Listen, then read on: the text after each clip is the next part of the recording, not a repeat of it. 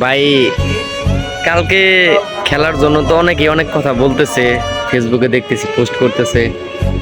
তো একটা কথা বলি, আমরা বাঙালিরা কেমন, কিছুদিন আগে হচ্ছে আমরা সবাই কোকা কোলা, সেভেন আপ, ইটজাইল পণ্য বয়কট করলাম।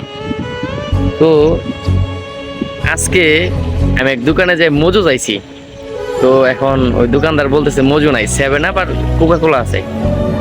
তো আমরা এমনই যে হচ্ছে যা কিছু করি আমরা কিছুদিনের জন্য, ফেসবুক, টিকটক, ইউটিউব, আমরা শুধু ভিউর জন্য কাজ করি। আসলে বাস্তবে আসলে আমাদের ভিতরে কিচ্ছু নাই। তো এখন কিন্তু ঠিকই কোকা কোলা আর সেভেন আপ কিন্তু ঠিকই চলতেছে। জাস্ট কিছুদিনের জন্য আমরা বয়কট করি এবং ভিউ পাই, ফেসবুকে ভিডিও করি, টিকটকে ভিডিও করি, এই ভিউ পাওয়ার জন্যই। আমার বাংলায় আর সত্যি বলতে আর কিচ্ছু পারি না। আর খেলা এই যে আজকে কালকে ম্যাচ হারছে, পরে একটা জিম্বাবুয়ে লোকে ম্যাচ হবে, মনে করেন ওই জাকির এই